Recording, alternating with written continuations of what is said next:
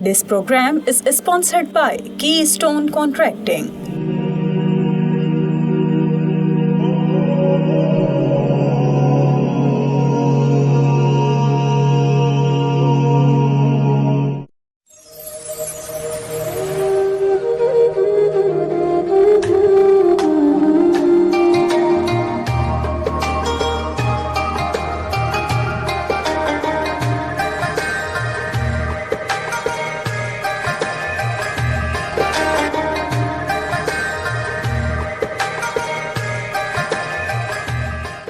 نحمدہ ونصلی علی رسولہ الکریم اما بعد فاعوذ باللہ من الشیطان الرجیم بسم اللہ الرحمن الرحیم کل نفس ذائقۃ الموت وانما توفون اجورکم یوم القیامہ فمن زحزح عن النار وادخل الجنۃ فقد فاز وما الحیاۃ الدنیا الا متاع الغرور صدق اللہ العظیم۔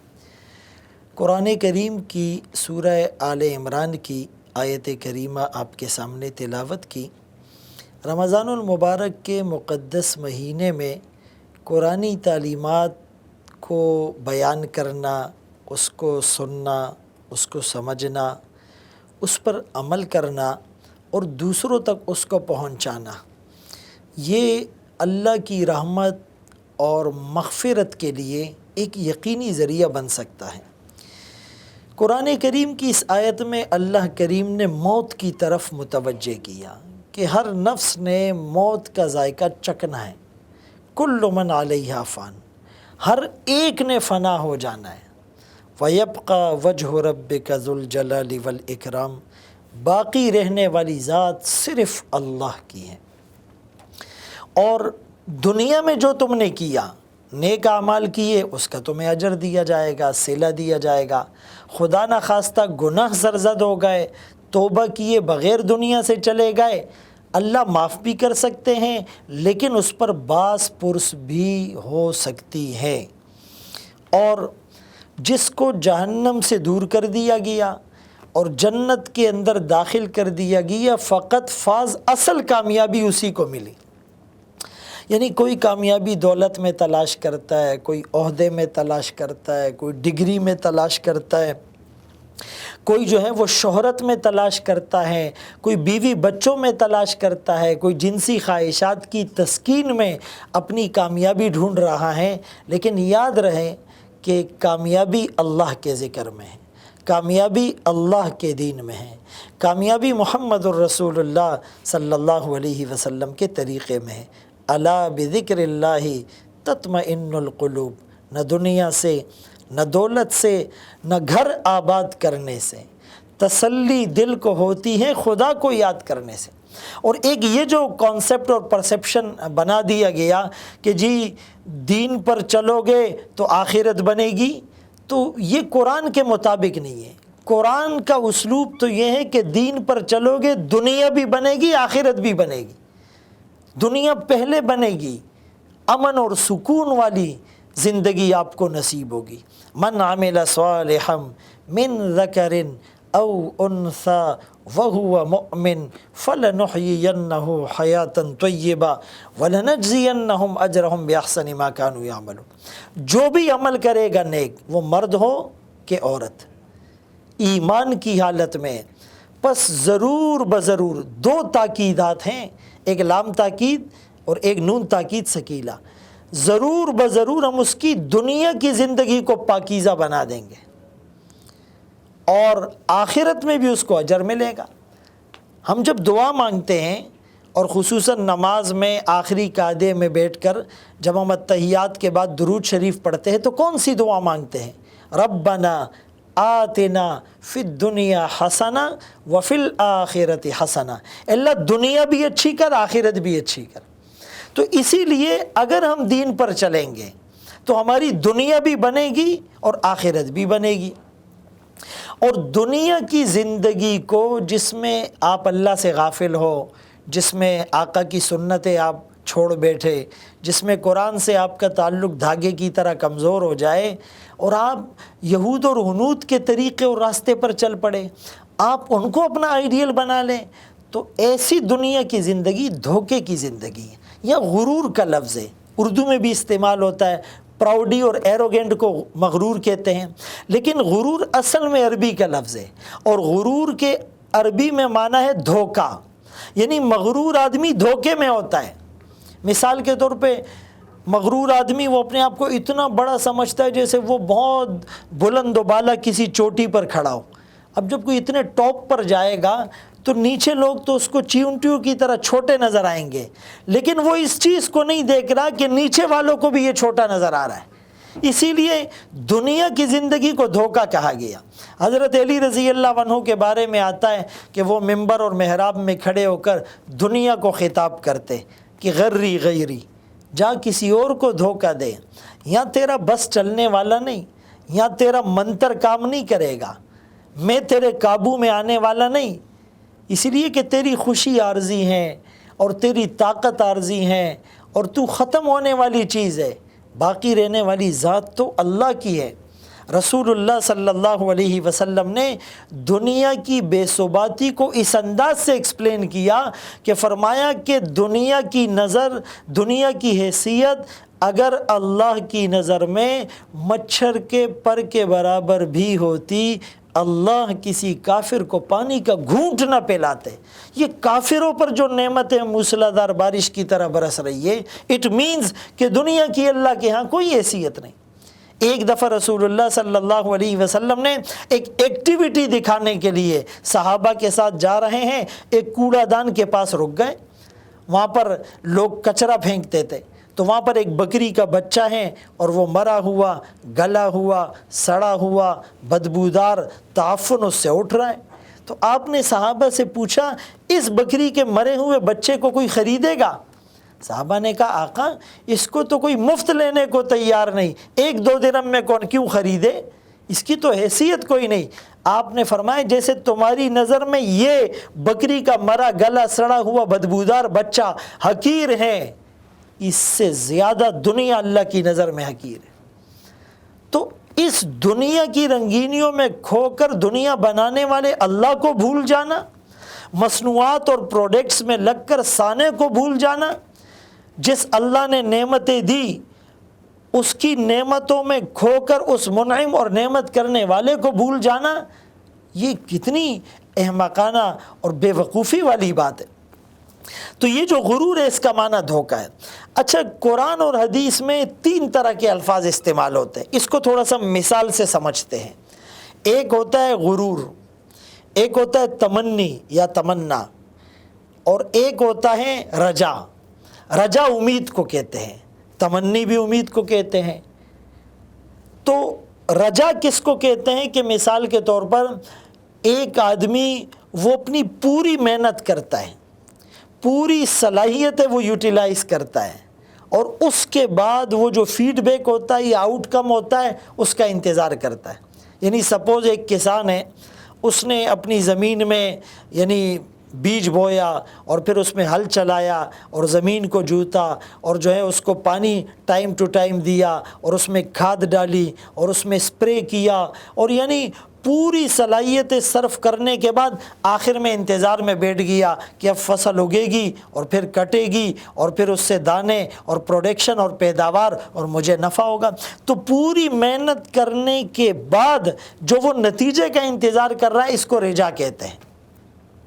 اور دوسری جو چیز ہوتی ہے، دوسری مثال اس کی ہم یوں دے سکتے ہیں کہ ایک کوئی بھی اسٹوڈنٹ ہے، وہ کوئی ایگزام دے رہا ہے اور ایگزام سے 6-8 مہینے پہلے اس نے پراپر محنت کی، اس نے اسٹڈی کی اور اس نے کوچنگ اور جو ہے وہ ٹیوشن جو ہے وہ اس میں کلاسز اٹینڈ کی، پوری محنت کرنے کے بعد اس نے ایگزام دیا اور اب وہ انتظار میں ہے کہ میں پوزیشن لے لوں یا میں جو ہے وہ کوئی A1 گریڈ لے لوں، یہ تو رجا ہے۔ لیکن ایک آدمی نے محنت آدھی کی اور نتیجہ پورا مانگ رہا ہے، یعنی اس نے ڈیوٹی 15 دن کی اور سیلری مہینے کی مانگ رہا ہے، یا اس نے تھوڑا سا بیج بویا اور تھوڑا سا ہل چلایا اور تھوڑی سی کھاد ڈالی اور تھوڑا سا پانی ڈالا، لیکن انتظار اس کی طرح کر رہے جس نے پوری محنت کی کہ مجھے بھی اس کی طرح فصل ملے۔ یا مثال کے طور پہ ایک ہفتہ محنت کی اور انتظار کرتا ہے کہ اس ایگزام کے بعد میں پوزیشن لے لوں، اس کو تمنی کہتے ہیں، یعنی آدھی محنت کرنے کے بعد پورے رزلٹ کو ایکسپیکٹ کرنا۔ اور تیسری چیز جس کو غرور کہتے ہیں، دھوکہ، کہ ایک آدمی نے محنت سرے سے کی ہی نہیں، اس نے بک کھول کر اسٹڈی نہیں کی اور وہ ایگزام دینے کے بعد انتظار کرتا ہے میں پوزیشن لے لوں۔ اس نے اپنی زمین میں بیج ہی نہیں بویا، اس نے ہل ہی نہیں چلایا، اس نے کھاد ہی نہیں ڈالی، اس نے اسپرے ہی نہیں کیا، اس نے اس کھیت کو پانی ہی نہیں دیا، اور انتظار کرتا ہے کہ پوری فصل مجھے کیوں نہیں ملی۔ یا وہ ایک دن بھی ڈیوٹی پر نہیں گیا اور دکان ہی اس نے نہیں کھولی اور انتظار کرتا ہے کہ آخر میں مجھے 1000 روپے کی بچت ہو جائے، اس کو غرور کہتے ہیں۔ تو ایک مومن کی زندگی رجا والی زندگی ہونی چاہیے، یہ اپنی بساط کے مطابق پوری محنت اور سٹرگل کرے، اپنی پوری ایفرٹس کر لے، اور اس کے بعد نتیجہ اللہ کی ذات پر چھوڑے، جیسے صحابہ اکرام رضی اللہ عنہم نے کیا کہ آقا کے اشارے پر وہ اپنی جانیں قربان کر دیں، آقا کے اشارے پر اپنا مال آقا کے قدموں میں نچھاور کر دیا، آقا کے اشارے پر اپنے گھر کو چھوڑ کر جہاد میں چلے گئے، اپنی کھیتیوں کو چھوڑ کر جہاد اور تبلیغ میں چلے گئے، اور اپنے جو ہیں وہ خواہشات کو قربان کیا، اور سخت گرمی میں روزے بھی رکھے، اور جو ہے وہ ٹھنڈ کے موسم میں رات کو تہجد کے لیے بھی اٹھے، اور فقر و فاقہ برداشت کر کے پیٹ پر پتھر بھی باندھے۔ تو پوری محنت کرنے کے بعد ان کو نتیجہ بھی پورا ملا۔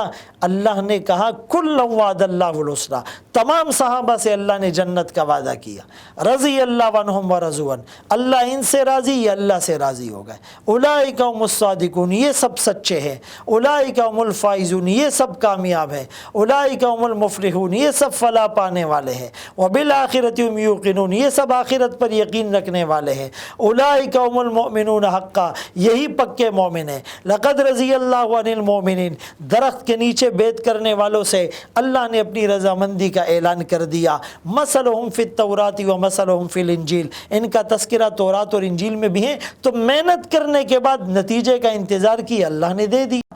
اللہ نے صحابہ کو ہمارے لیے مقتدا، پیشوا، رول ماڈل اور امام بنایا کہ اگر ہمارا ایمان اور عمل ان کے ایمان اور عمل کے مطابق ہوگا تو وہ ایکسیپٹڈ ہوگا، ورنہ اس کو ریجیکٹ کر دیا جائے گا۔ تو ہم رجا والی زندگی گزارے۔ آج بدقسمتی یہ کہ ہم آدھی محنت بھی نہیں کر پا رہے اور کہتے جی اللہ تو غفور الرحیم ہے، آدھی محنت بھی نہیں کر پا رہے اور نعرے لگاتے ہیں ہم تو عاشق رسول ہیں، اور آدھی محنت بھی نہیں کر رہے اور ہم کہتے ہیں کہ بس ہم ڈائریکٹ جنت میں اور جنت الفردوس میں چلے جائیں، جنت الفردوس کے وارث ہو جائیں۔ تو این خیال استو محال استو جنون است، اللہ سب کچھ کرنے پر قادر ہے، وہ کریم ذات ہے، وہ ہم جیسے گناہ گاروں کو بغیر حساب کتاب کے جنت میں داخل کرے، وہ قادر ہے۔ لا یسأل عما یفعل، اس سے اس کے کیے کی پوچھ نہیں ہو سکتی۔ فعال لما یرید، وہ کر گزرتے ہیں جو چاہتے ہیں۔ اذا قضا امرا فانما یقول له کن فیکون، وہ کن کہتے ہیں چیز مارز وجود میں آ جاتی ہے۔ بلکہ علماء نے لکھا یہ کن بھی ہمیں سمجھانے کے لیے کہا، اس کے تو ارادے کا نام وجود ہے، لیکن اللہ کی سنت یہ نہیں ہے۔ اللہ کی سنت یہ ہے کہ تم جیسا عمل کرو گے ویسے تمہیں جزا ملے گی، جو تم زمین میں بوؤ گے وہی فصل کاٹو گے، جیسی کرنی ویسی بھرنی۔ اگر تم ان الذین آمنوا وعملوا الصالحات، ایمان لا کر عمل صالح کرو گے، سیجعل لهم الرحمن ودا، اللہ لوگوں کے دلوں میں تمہاری محبت ڈال دیں گے۔ اگر تم روزے رکھو گے تو جنت کا ایک دروازہ جس کا نام باب الریان ہے وہ تمہارے لیے مختص کر دیا جائے گا، تم اس سے جنت میں جاؤ گے۔ لیکن ایک آدمی نماز بھی نہ پڑھے، وہ روزہ بھی نہ رکھے، وہ زکوٰۃ بھی نہ دے، وہ حج اور عمرے بھی باوجود استطاعت کے نہ کرے، وہ تبلیغ میں بھی نہ جائے، وہ جہاد کا بھی منکر ہو، اس کے اخلاق بھی اچھے نہ ہو، وہ رشوت اور سود کا لین دین بھی کرے، وہ جھوٹ بھی بولے، وہ جھوٹی قسمیں بھی کھائے، وہ جھوٹی قسمیں کھا کر مال بھی بیچے، وہ عیب چھپا کر مال بھی بیچے، وہ ملاوٹ بھی کرے، وہ نقصان پہنچانے کی کی نیت سے ذخیرہ اندوزی بھی کرے، وہ اپنے پڑوسی کو تنگ بھی کرے، وہ یتیموں کا مال ہڑپ بھی کر جائے، اور وہ لوگوں کی زمینوں پر ناجائز قبضے بھی کرنے لگے، اور وہ ماں باپ کا بھی نافرمان ہو، اور بیوی کے حقوق بھی ادا نہ کرے، اور اپنے اولاد کی بھی اسلامی اصولوں پر تربیت نہ کرے، علماء کی بھی ناقدری کرے، اور مسلمانوں کو بھی وہ تکلیف پہنچاتا رہیں، دل آزاری کرتا رہیں، اور پھر کہے کہ جی مجھے جنت مل جائے اور جنت کے اعلیٰ درجے مل جائیں، تو یاد رہیں ایسی صورت میں یہ دھوکے میں ہے۔ اسی دھوکے کو غرور کہتے ہیں۔ دنیا کی یہ زندگی اگر اللہ کے حکم اور نبی کے طریقے کے خلاف گزرے گی تو یہ دھوکے والی زندگی ہوگی۔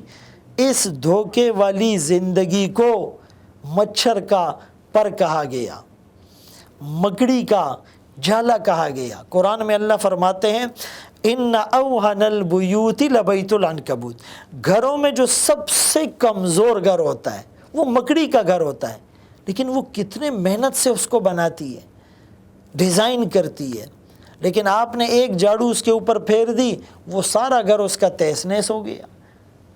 اسی لیے ہم اپنی بنیادوں کو مضبوط کریں، ہم اچھے اعمال کریں اور توحید کا عقیدہ ہو۔ اگر یہ بیس اور فاؤنڈیشن ہماری مضبوط ہوگی تو تھوڑا عمل بھی وہ نجات کا ذریعہ بن جائے گا۔ خدا نخواستہ عقیدے میں ہمارے شرک کی آمیزش ہو گئی، عقیدہ ہی ہمارا ٹھیک نہ رہا، بہت سارے اعمال کیے لیکن دکھلاوے کی نیت سے، تو حدیث پاک میں کیا آیا؟ خسرت دنیا والآخرہ، دنیا بھی تباہ آخرت بھی تباہ، اور وہ آخرت میں خسارہ اٹھانے والوں میں سے ہوگا۔ ان الانسان لفی خسر، اللہ نے زمانے کی قسم کھا کر تاکید سے کہا کہ زمانے کی قسم بے شک سارے انسان خسارے میں ہیں، نقصان میں ہیں، گھاٹے میں ہیں، سوائے ان کے جو ایمان لائے، پھر ایمان کے بعد نیک عمل بھی کیے۔ جسٹ کلمہ پڑھ لینا کافی نہیں ہے، زبان سے کہہ بھی دیا لا الہ تو کیا حاصل، دل و نگاہ جو مسلمان نہیں کچھ بھی نہیں۔ وتواصوا بالحق، پھر ایک دوسرے کو حق باتوں کی وصیت کرتے رہے۔ وتواصوا بالصبر، صبر کی ایک دوسرے کو تلقین کرتے رہیں۔ اس سارے پروسیس سے گزرنے کے بعد اس کی نجات کے چانسز ہیں۔ اسی لیے ہم نے اس رمضان میں ان بیانات کو سننے کے بعد اس پہ عمل کرنا ہے اور چیزیں نوٹ ڈاؤن کرنی ہے کہ اس میں کس بات پر میرا عمل ہے تو الحمدللہ، کس بات پر میرا عمل نہیں ہے میں آج سے شروع کر دوں۔